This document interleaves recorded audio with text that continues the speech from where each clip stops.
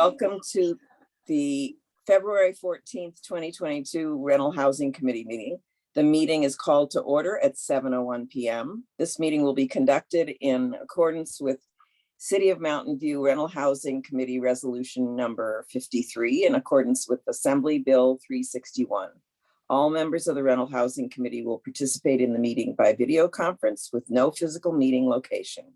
Members of the public wishing to observe the meeting live may do so at mountainview.legistar.com, on YouTube at mountainview.gov/YouTube, and on Comcast channel 26. As noted on the meeting agenda, members of the public may provide oral public comments during the public comment period for an item by signing up at mountainview.gov/meeting and entering webinar ID 937-7306-8363, or by phone by dialing 669-900-9128 and entering webinar ID 937-7306-8363. Any emails received by 5 p.m. today were forwarded to the Rental Housing Committee. Emails received after 5 will not be read during the meeting, but will be entered into the record for the meeting. Now we'll proceed with the roll call. All right, we'll begin with Committee Member Grunwald, who is absent. Committee Member Pardo Dizella, who is also absent. Committee Member Rosas. Present. Committee Member Ramos. Present. Vice Chair Haynes Lipstick. Present. And Chair Almond.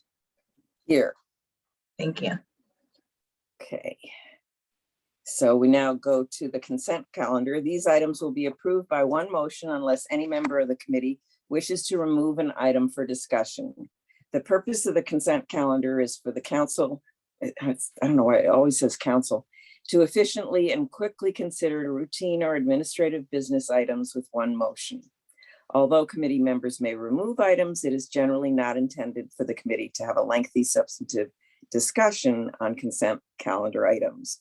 Would any member of the committee like to pull an item? Okay. Do I go ahead and invite public comment? Yes. I have to, okay. Yeah.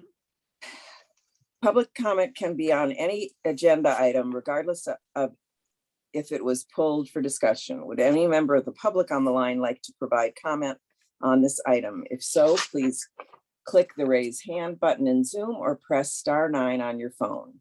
Staff will display a countdown timer on the screen. Are there any raised hands? There are no raised hands. Okay. So the motion to approve the consent calendar should only include those agenda items that were not pulled for discussion. I will now bring the item back for committee action. A motion to approve the consent calendar should include reading the titles of the agenda items or the resolution attached to agenda items 3.1 and 3.2. So the motion is supposed to include the following: a motion to approve agenda item 3.1, approve the minutes for, what was our January meeting date?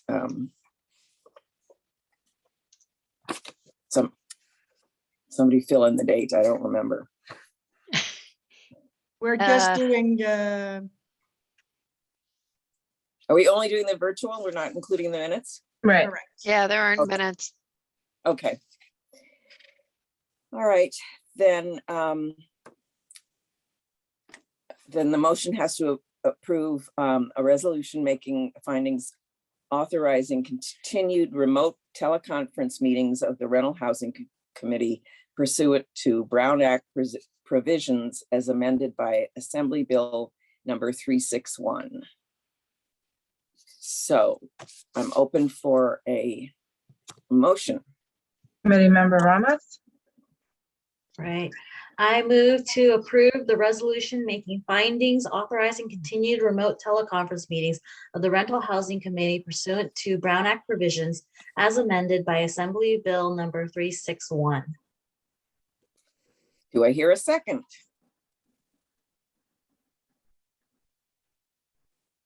I will second. Oh, okay, then, Andrea, do you want to call the roll? Sure, I will start with committee member Rosas, Aye. committee member Ramos, Aye. vice chair Haynes Livesay, Aye. and chair Almond. Aye. Motion passes unanimously.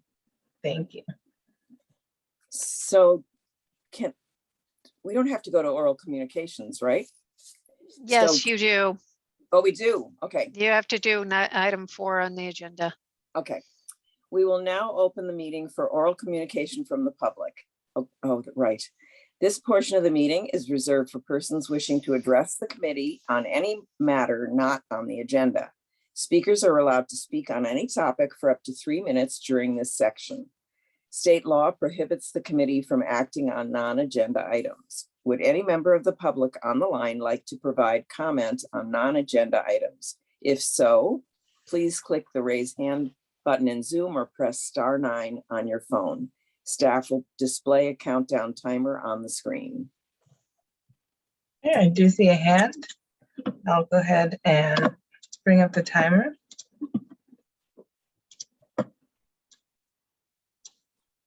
Okay.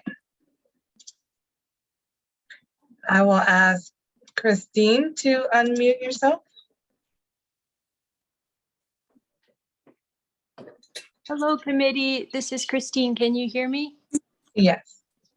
Okay, thank you so much for your time. I'm not quite sure if this is the right place for this, but I live at 555 West Middlefield Road, the Eves Avalon Bay community. And we're going through a lot of stress right now because they are doing hallway renovations that involve asbestos. And I became alerted to what was happening with my neighbors and soon to be happening for us because a neighboring building, they only got notified about this 5 days before the work was to begin with a note on their door. Thankfully, they were home and got the note, but and then it said in 5 days, it didn't even tell them it was asbestos work. It said abatement, and we had to do research and ask our office to try to find out, and it is about asbestos. And they say that the people have to either leave the place or they have to sign a general liability release and stay in their unit. And then if so, they would have to be sealed in and have no way to exit their unit. And the people are really stressed because they didn't have any time to find a safe place to go and without help. And then we started telling our other neighbors, and everyone's being very stressed. Other people who went through it even said that they had their eyes are burning being in there. And I'm sorry, I'm so nervous and I'm having trouble saying all the details because we've just been really stressed because we're afraid about when this is going to happen for us. And we just don't have the ability to pay for our rent, which is like $100 a day already, and a place to stay for like 1 to 2 weeks. Because the other part, they're not only not telling people soon enough, they're not telling them that it's asbestos. And I have family members that die from lung cancer because of asbestos, so I know it's really serious. Plus the fact that they're doing asbestos on the building for a duration of a whole week, and they're only telling people to leave for like a day. And our buildings are not sealed. They're like old. So we were previously affected really bad by toxins in a unit all the way down 2 floors below us. And our unit was filled with really bad fumes for like a few days when they did a tub glazing. And so we know that things spread through the unit. So really, it's not safe for people to be in the building anytime in that whole week. And they're telling people their pets can stay. And we know that lungs are as sensitive or more sensitive. So I don't think I covered everything, and I see the timer running out. And I hope that some other people called in tonight, but we really don't know if this is the right platform, but we hope you could help us. Thank you. I do want to answer that this issue is known at the planning department and they're looking into it.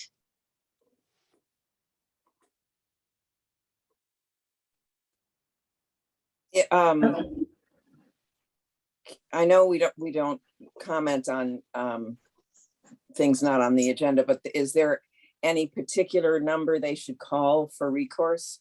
This has already been reported to the planning department and they're working on it. Great. Okay. All right, I Thank have you. another hand by Diane. I'll go ahead and ask you to unmute. Yes, I just wondered if the city would be able to provide housing for these people. Because if you're living in an apartment and you have a family and you're working, why could the city step in as a generosity and open up the Ringsdorf Center or the City Hall and provide shelter or food? And does your committee have any say in this? If the planning commission doesn't work through this fast enough to help these people, is there anything your committee can do to help these tenants? Yeah. So we looked into it, and if the CSFRA, the rent stabilization ordinance, only comes into play when tenants are displaced and being given a just cause of eviction notice.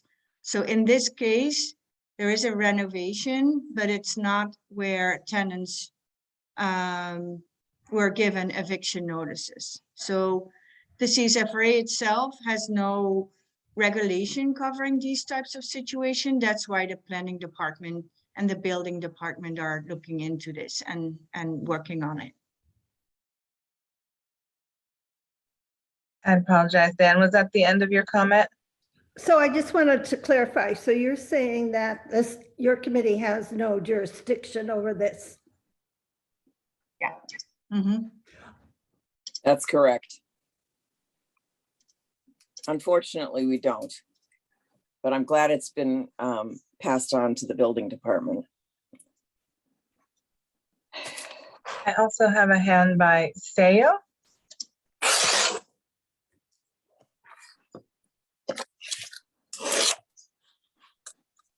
Okay, so Sayo, it looks like you're using an older version of Zoom and it's not allowing you to unmute yourself. I suppose it does say I can promote her to a panelist to allow her to speak if people are comfortable with that. I'm Yeah. okay with Yes, please.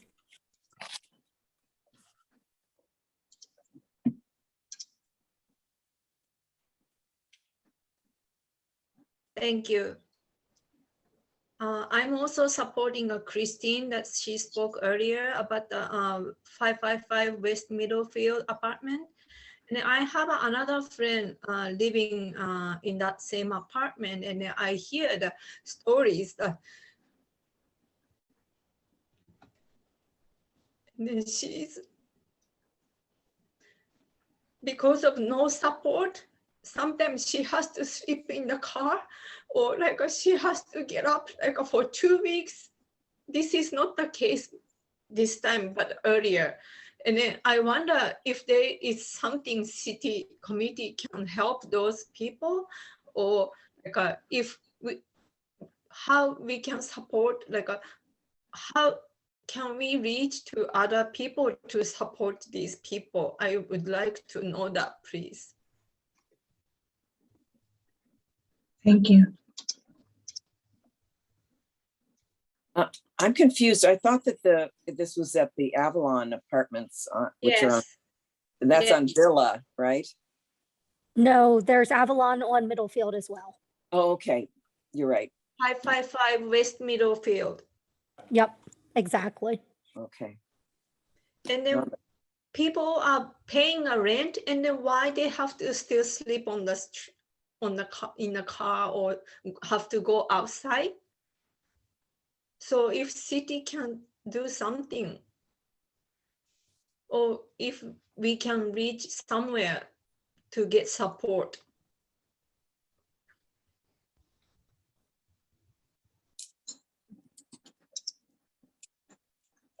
Thank you for your comments. It sounds like it's already been forwarded to the city and they're aware of this problem. I don't know if there's any health department issue with asbestos.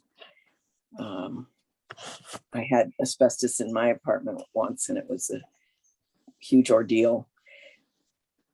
It sounds like it's just not in our authority. I appreciate that people have given us their input on this.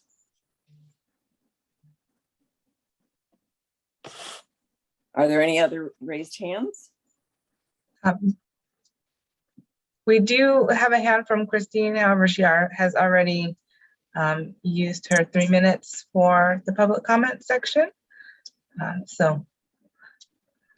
Karen, I'm not sure if it would be up to the chair's discretion to allow someone to speak again. It is at the chair's discretion. Well, since the last person did not use up their 3 minutes, I would give Christine 1 more minute.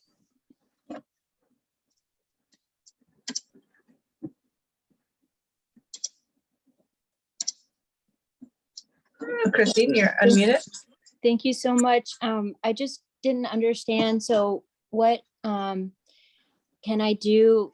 Like, so my neighbor that the renovation's supposed to start for her in Wednesday morning at 8, and then it's going to happen to the rest of us in order. Even though they didn't tell us, I reached out to try to get more information because they're just not telling us things in advance or explaining that it involves the asbestos. So I just didn't understand. It's been forwarded to planning, but I don't know what to do from here, like to tell my neighbor or ourselves, how do we move forward? Because I don't understand how to best get the city help from here forward. Can Thank you you. let me know the unit numbers, Christine? I know that right now it's building M, that they started on M today. So everyone in M's already being affected starting today. And then L will start, my neighbor found out, and then I'm in H and it's coming soon. But they didn't tell us yet. We had to reach out to find out. And when do you know when these different buildings are getting treated? The M one is from today until next Monday is the asbestos part. Like I said, they don't tell you that up front. You really have to dig for that info. And some people aren't as educated to know to ask for this. They need to be told that the risks, and it's just not fair. We have a mixed community of different low income and different things here, and people need information to be safe because they don't know that they have to leave. They just have to sign a paper and then they can just stay, and they don't know that it's asbestos. Okay, I will let planning know, and they're in direct contact with the developer. So I think what they're trying to do is have them send more information to the tenants that are affected by this. So I'm not sure of the details because we're not involved in it, but I will definitely communicate it to them tomorrow morning, first thing. And can I just ask Christine, is it building M as in Mary or N as in Nancy? M as in Mary, I believe N, someone told me N was just done recently and they walk by there every day, and it was at least 2 weeks with very strong fumes coming from there. Okay, thanks.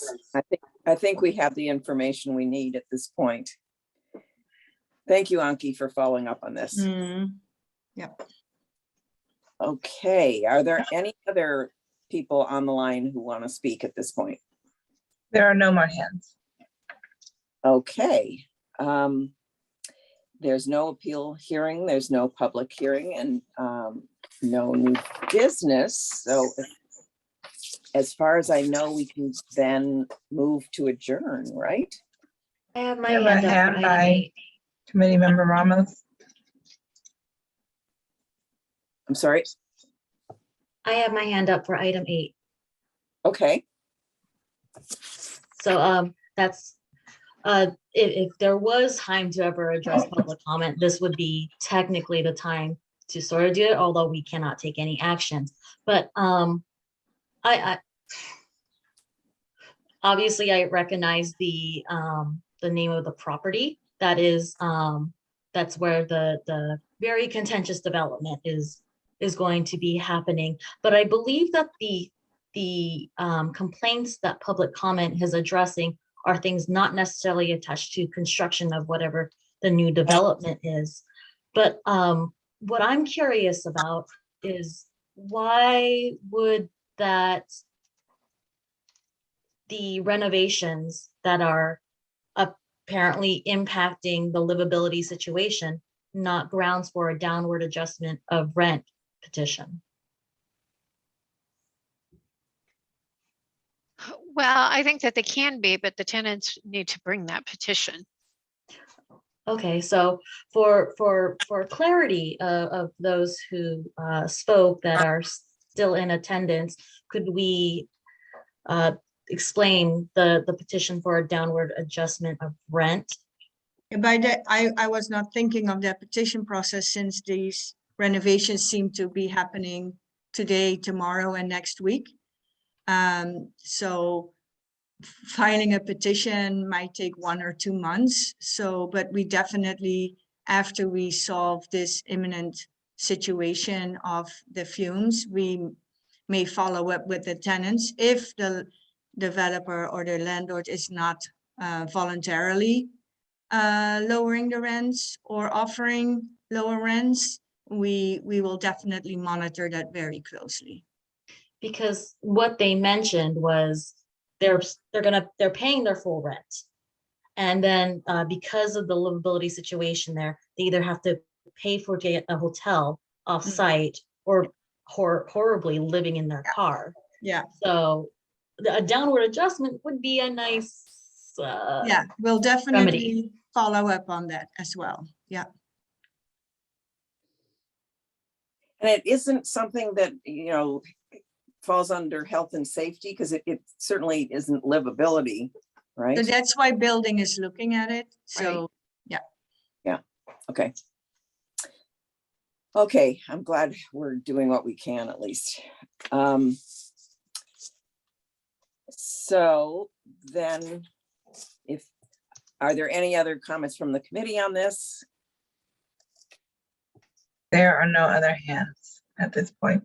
Okay. We do have a hand by committee member Rosas. Sorry, Andrea, but it's just a little late there. Is it possible that we can send them a flyer for CSA for emergency housing or something like that? I think they provide that, if I'm not mistaken. Or am I wrong?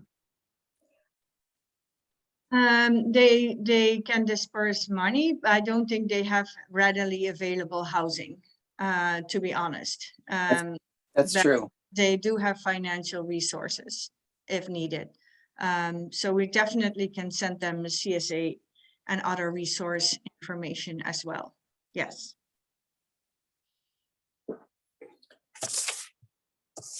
And the hand, sorry, go ahead. Would we be the ones to alert them that the asbestos is bad for their health? Because it doesn't sound like the apartment manager is going to do Right. that. So Right. that's the building that Right. is probably going to look into that. Building department? Yeah. Mhm. Okay, great. I mean, I realize it's not under our jurisdiction, so it's just out of the, you know, you have to have heart for these people. That's just horrible. Okay, moving along. We have another hand by committee member Haynes Livesay, and then followed by committee member Ramos. I just wanted to quickly ask, and forgive me, I'm incredibly knowledgeable on asbestos in the state of Maryland. I am not knowledgeable on the asbestos laws in the state of California, but in my experiences with those laws in Maryland, that is normally actually something the state regulates. Is there any idea that perhaps we should be directing some of our commenters either to the state or perhaps to the county? Because I believe the county was running COVID hotels for periods of time and may have shelter there as well. I will definitely talk to building tomorrow to see if they're in connection with either state or county regulations and resources. Right. Okay, thank you. Mhm. Great. And committee member Ramos, Yeah, so long-term project, because you don't have enough of those. I'm so sorry. But I would like to think about how we can deal with essentially there's an urgent time frame on some of this, but when I think about the use of the petition for a downward adjustment when it comes to habitability issues, the issue that like someone they say tomorrow if my landlord, who ironically is also Avalon Bay, different property though, says that like we're going to do a whole bunch of things that's going to affect your thing tomorrow, and we still pay full rent, and that's what I usually think you would use the downward adjustment for, but we won't have any kind of action on it for a couple months based on our processes. I don't know what we can do to protect tenants and hold the landlord accountable on things like that. So I think this might be a longer discussion that we're not going to do on a meeting that we had planned to make a very short meeting, but it's something that I would like when you find a hole in our work calendar, I guess. But it's something that I would like to see if there's something that could be done about that.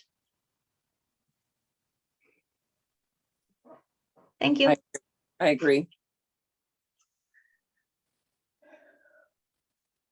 Anybody else?